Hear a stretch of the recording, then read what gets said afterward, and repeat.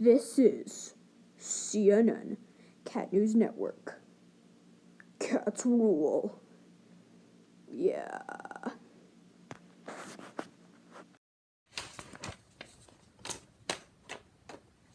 Hello and welcome to the very first Cat News Network. No, we do not have Darth Vader, only Darth Potter. Just kidding around. I'm Grace Barley and this is your only news channel where you get to enjoy cats. That's pretty much it. Just cats. Only cats. Live and love, friends. Love the cats, that is. Let's discuss today's topics, shall we? First up, it says we'll introduce the cats. Next, we give the latest news on President Oreo's latest speech. And after that, I will be sharing the top 3 tips to raise a young kitten. And lastly, we interview Sarah Barley, resident mom and cat magnet. Bandit, most cuddly cat and absolutely loves Sarah. Moves about 2 meters a day. He's an indoor cat, does not bite. Next is Snickers. Dumb, lovable, not afraid to snap at your hands. She absolutely adores the leather chair and also an indoor cat. Yoda, weird, a bully, sweet to humans, hates Mongo for some reason. His birthday is May 4th, lives outside, reason, peeing on furniture. Mark was a twin of a cat named Joel who ran away. He's likable and nice, lives outside, reason, peeing on furniture. Now Oreo. Dumb genius, pays attention to humans, will kill for some table scraps, banished outside for peeing, also the cause of everyone else peeing. The outdoor cats will be talked about in the next CNN. Their names are, just for reference, Mongo, Shortbread, the 3 kittens, and Mango. We will be talking about President Oreo's latest speech. He refused to talk or meow or say anything until some local brought out some ham. Then boy did he talk. Here's some footage.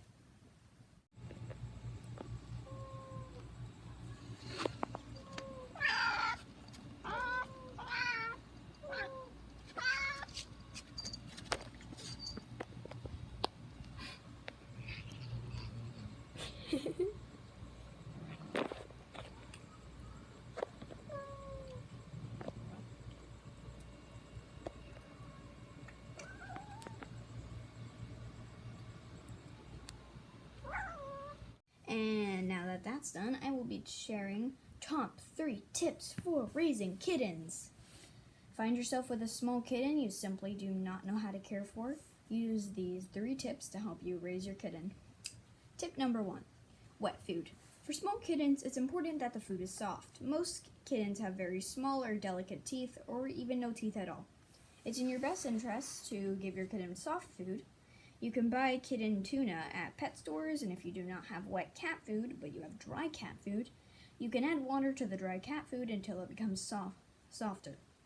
Quick tip, do not give your kitten your type of milk. You can buy milk specially made for cats at stores. Tip number 2, other cats. Do you have other cats? It's often that other cats don't like new cats because cats are territorial and don't often like competitors. So what's best to do is to keep your kitten in an excluded room you won't let your other cats or cat in. Like a bathroom or something like that. You can also leave a litter box, food, and water in that room. Also something comfortable to sleep on, like a cat bed, a pillow, or a rug/hand towel. You can slowly start to show your kitten to different rooms of your house without the other cats in it. And keep doing that until your kitten grows big enough to defend itself, and that's when your cat/cats can meet them. And tip number 3, disease check. If you got your kitten off the street, like most of us do to be honest, it's important to check them for fleas and worms. This is important because these 2 things are very bad for kittens, as they are weaker and cannot handle it as much as big cats can. You can research online how to remove them or to find worms and fleas on your kitten, and it's always a good idea to bring them to a vet if they start acting weird. Mild illnesses hit kittens hard. Runny noses, coughing, swollen eyes, or diseases like that should be checked. And obviously, if your kitten is physically hurt, examine them, find the problem, and then bring them to a pet doctor. That's all for 3 tips to help raise kittens, and now it's time for an exclusive interview with Sarah Bartley. How do you feel about all these cats that you've adopted over the years? Well, I feel that I am doing a good thing by rescuing all these cats who are being left to die in the street, so I feel pretty good about it. How many cats are there that you said you would give away but didn't? Well, there's probably over 25 or 30 over the years that I said I would give away and didn't, and I think we've kept 11 of them permanently. Some of them we only kept for a little while, but yeah, there's probably at least 11 that we kept permanently that I rescued, over 100 for sure.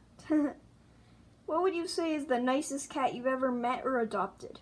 Fat Cat. Fat Cat was the nicest cat. So when I went to first find Fat Cat at the shelter in New Mexico, I picked her out of her cage and she ran right up my neck and put both paws around my neck and hugged me. Sounds And, like she's choking you. well, no, she was hugging me. And then anytime after that, after I'd adopted her, if I was upset, she would run up and put her paws around my neck and start like purring and meowing at me to make me stop being upset. And I always made me laugh. So she was the best and fluffiest. What about the worst? The worst cat is Oreo, who we still have, who is crazy and kind of a ninja. And he's too smart for his own good. And yes, I would say the worst cat is Oreo, hands down. Do you think if you could go back in time, would you not take in the cats that you so amazingly adopted? No, I would still do it. I can't walk past the little cats on the street that I find that people dump. I just can't do it. It breaks my heart. So I would still adopt them all. You think that you would at least try and give Oreo away if you could go back? Yes, I would work harder at giving more of them away. I would try to only keep a couple, because it's pretty chaotic. Well, you get experience. How do you usually find stray cats? When I'm out for exercise walks and walking in the neighborhoods, I find little kittens in the road. Mm-hmm. And I hear them meowing. For everybody watching, how do you know if you should take care of them or not?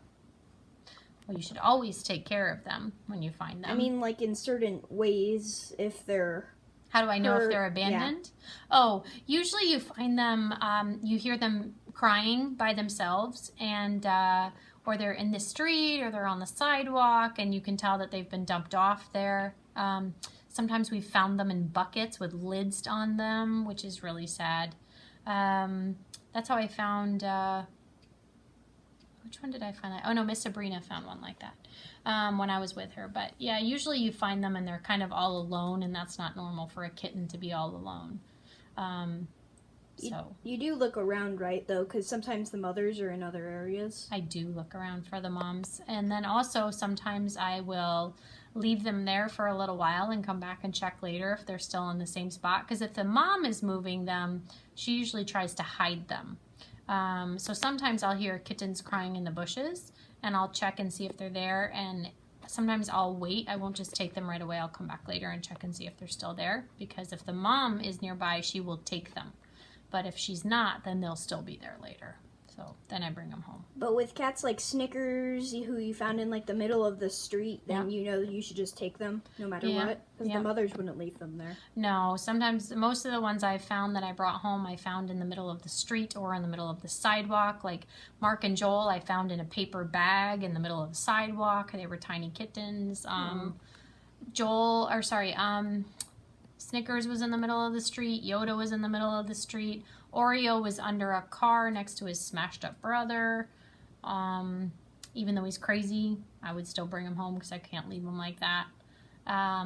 Bandit was at a neighbor's house and had been there for several days hiding under a car. And then remember Bootsy? I don't know if you remember Bootsy, but he found me in the car parking lot and just ran right up to me and wouldn't leave me alone. And then Fat Cat I got from the shelter, and all the other ones. So Fat Cat was the only one that you actually looked for? Fat Cat was the only one I got from a shelter, because in the U.S. they have shelters. Were you looking to get a cat, or were you just... Yes, it was a Valentine's Day present in 1997 from Daddy. He said I could go get a cat from the shelter. That's funny.